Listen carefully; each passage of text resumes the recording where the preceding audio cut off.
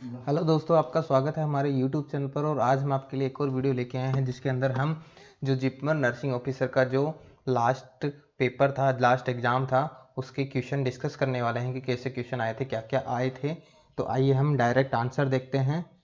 तो शुरू करते हैं। पहला क्वेश्चन है, नर्स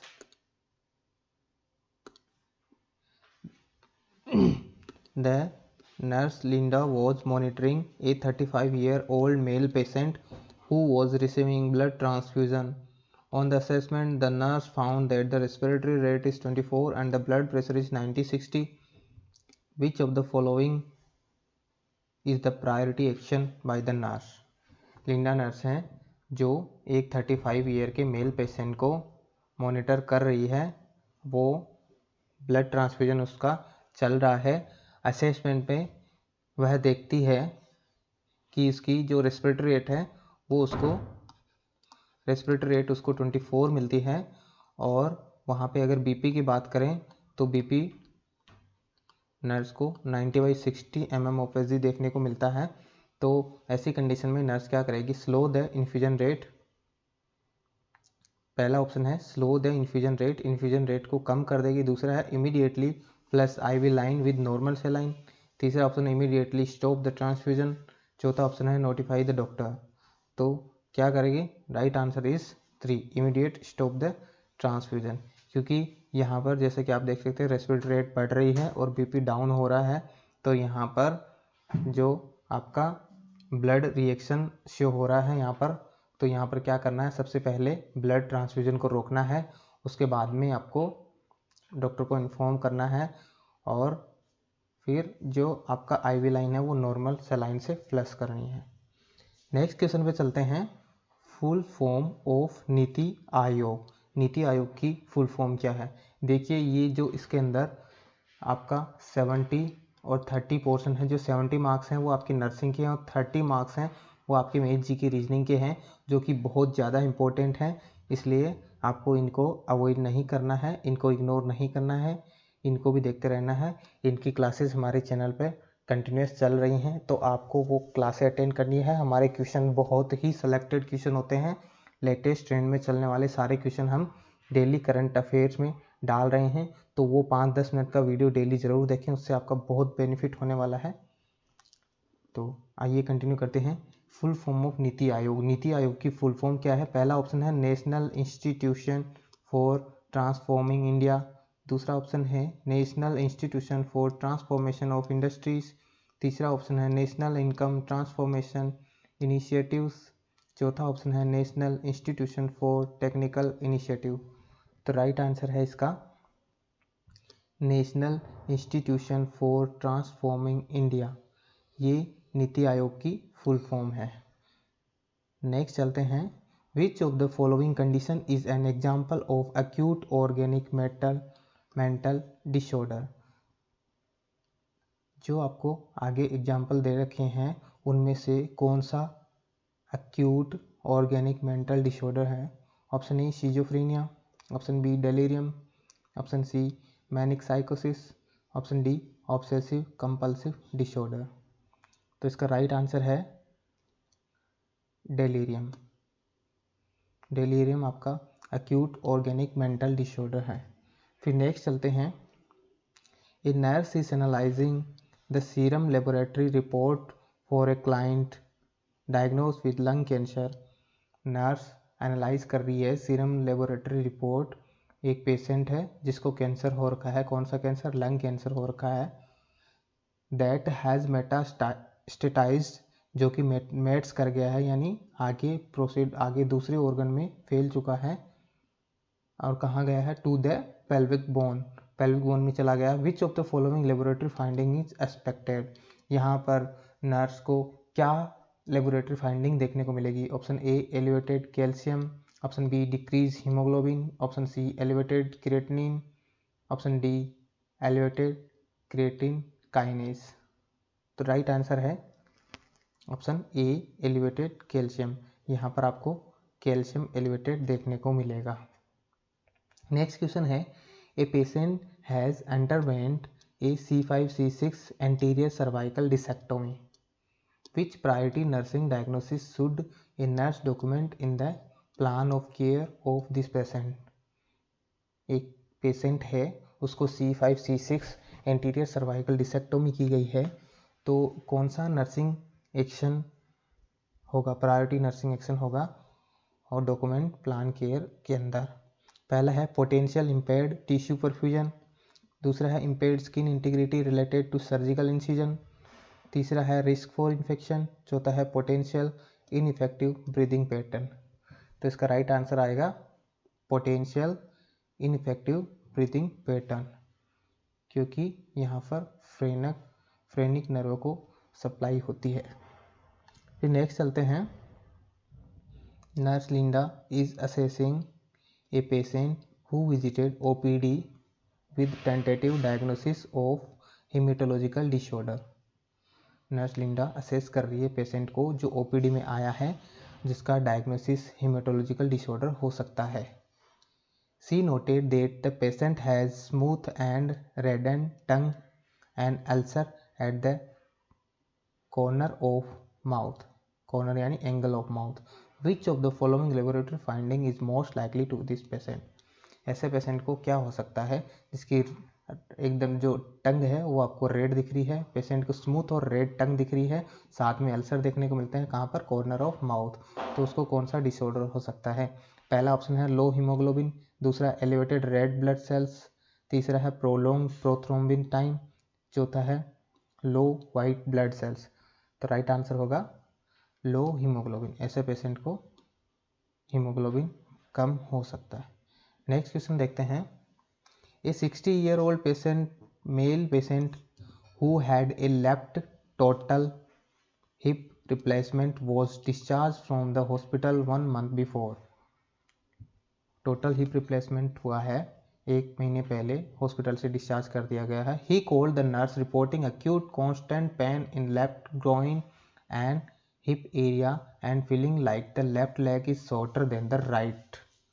वह बताता है, नर्स को बताता है कि उसको कंटिन्यूस पेन हो रहा है ग्रोइन एरिया में, हिप एरिया में, और उसको लग रहा है कि उसका जो लेफ्ट लेग है वो राइट के कंपेयर छोटा लग रहा है। A nurse advise the client to come to the hospital immediately. एक नर्स है जो उसको एडवाइस करती है कि आप तुरंत हॉस्पिटल आ जाएं, suspecting which of the following complication. Nurse को क्या कॉम्प्लिकेशन दिखता है कि पेशेंट को इमीडिएटली हॉस्पिटल आने के लिए बोलती हैं। पहला ऑप्शन है एसेप्टिक लूजनिंग ऑफ प्रोस्थेसिस, दूसरा है डीप वेन थ्रोम्बोसिस, तीसरा है डिसलोकेशन ऑफ प्रोस्थेसिस, चौथा है वुंड इन्फेक्शन। तो राइट आंसर है डिसलोकेशन ऑफ प्रोस्थेसिस। प्रोस्थेसिस के डिसलोकेशन होने की वजह से शॉर्टनिंग ऑफ लेग देखने को मिल सकता है। फिर नेक्स्ट चलते हैं। Nurse Linda is caring for a child with hydronephrosis. Which assessment should a nurse perform to obtain the most accurate determination of fluid balance in this child? एक पेशेंट की care हो रही है जिसको है हाइड्रोनेफ्रोसिस। नर्स को कौन सा असेसमेंट देखना चाहिए फ्लूइड बैलेंस के लिए? Option A measuring the client intake and output, option B weighing the client, option C assessing for edema, option D evaluate serum electrolyte level। तो राइट आंसर है weighing the client। Daily weight check करने से आप पता लगा सकते हो कि उसका फ्लूइड बैलेंस है वो मेंटेन हो रहा है या नहीं हो रहा। नेक्स्ट क्वेश्चन पे चलते हैं। AFP is elevated in which of the following condition? AFP कौन सी कंडीशन में एलिवेटेड रहता है? पहला ऑप्शन है ओम्फेलोसिल, दूसरा है गैस्ट्रोसियासिस, तीसरा है डाउन सिंड्रोम, चौथा है spina bifida. The right answer is spina bifida. Spina bifida में AFP आपको बढ़ा हुआ मिलेगा। नेक्स्ट क्वेश्चन पे चलते हैं। Abnormal copper accumulation is seen in which of the following disease? Abnormal copper accumulation कौन सी डिजीज में देखने को मिलेगा? पहला ऑप्शन है विल्सन डिजीज, दूसरा है पार्किंसन डिजीज, तीसरा है शेजोग्रेन डिजीज, चौथा है haemochromatosis. The right answer is Wilson disease. Wilson disease के अंदर आपको कॉपर एक्यूमुलेशन देखने को मिलेगा। नेक्स्ट क्वेश्चन पे चलते हैं। Which of the following location is appropriate to screen for jaundice in child. Child में जॉइंडिस देखने के लिए कौन सी जगह सबसे अप्रोप्रिएट रहती है? पहला ऑप्शन है स्किन ओवर सेक्रम, दूसरा है स्किन ऑफ एब्डोमेन, तीसरा है ईयर पिना, चौथा है नेल बेड। तो right answer is skin of abdomen. बच्चों के अंदर एब्डोमेन पे देख के हम जॉइंडिस का पता लगाते हैं। सबसे बेस्ट साइट रहती है चाइल्ड के अंदर skin of abdomen. Next question पे चलते हैं। Which of the following damage is most likely to occur during direct laryngoscopy. Direct laryngoscopy में कौन सी आपको क्या डैमेज होने के मोस्ट चांसेस रहते हैं? पहला ऑप्शन है जिंगिवल लेसरेशन, दूसरा है डैमेज टू मैक्सिलरी इंसिजर, तीसरा है डैमेज टू एरिटेनोइड कार्टिलेज, चौथा है damage to mandibular molar. The right answer is damage to arytenoid cartilage. ये आपको मोस्टली देखने को मिलेगा जब आप लेरिंगोस्कोपी करते हो। फिर नेक्स्ट क्वेश्चन की तरफ चलते हैं। Patient is suffering from haematemesis, which of the following is best diet option for this patient. एक पेशेंट को हेमेटोमेसिस हो रहा है यानी वॉमिटिंग में ब्लड आ रहा है, तो ऐसे पेशेंट को कौन सी डाइट सबसे बेस्ट रहेगी? Option A solid diet, option B liquid diet, option C low fibre diet, option D NPO. तो इसका राइट आंसर है एनपीओ। अगर किसी पेशेंट को वॉमिटिंग के साथ ब्लड आ रहा है तो उस पेशेंट को मुंह से कुछ नहीं देना है, एनपीओ कर देना है। नेक्स्ट क्वेश्चन पे चलते हैं। Which of the following anti hypertensive drug contraindicated in gestational hypertension. Gestational hypertension में प्रेगनेंसी के टाइम अगर पीपी इंक्रीज हो जाता है तो कौन सी मेडिकेशन कॉन्ट्राइंडिकेटेड रहती है? पहला ऑप्शन है निफिडिपिन, दूसरा ऑप्शन है एनालाप्रिल, तीसरा ऑप्शन है लाबेटालोल, चौथा ऑप्शन है मिथाइलडोपा। तो राइट आंसर है एनालाप्रिल।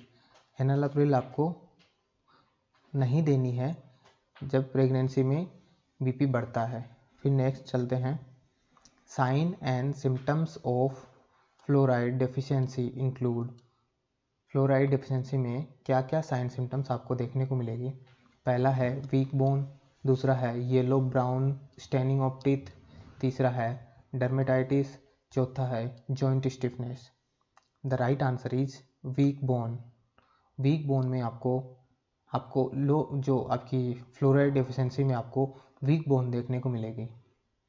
नेक्स्ट चलते हैं। World leprosy day 2020 is on. जो आपका 2020 का लेप्रोसी डे वो कब मनाया गया? पहला ऑप्शन 17 जनवरी, दूसरा ऑप्शन 26 जनवरी, तीसरा ऑप्शन 3 मार्च, चौथा ऑप्शन 17 अप्रैल। तो राइट आंसर है 26 जनवरी। 26 जनवरी को वर्ल्ड लेप्रोसी डे बनाया गया था। नेक्स्ट क्वेश्चन पे चलते हैं। 31st national road safety week was observed on. पहला ऑप्शन है 4 to 10th जन 2020, दूसरा ऑप्शन है 11 to 17 जन 2020, तीसरा ऑप्शन है 3rd to 9th Feb 2020, fourth option है 10 to 16 Feb 2020। तो राइट आंसर है 11 to 17 जन 2020 नेशनल रोड सेफ्टी वीक मनाया जाता है। 31st national road safety week मनाया गया 11 to 17 जन 2020। फिर नेक्स्ट चलते हैं। Complication of high flow oxygen in pre term neonate includes. अगर आप नियोनेट को हाई फ्लो ऑक्सीजन दे रहे हो तो उसको क्या कॉम्प्लिकेशन हो सकता है?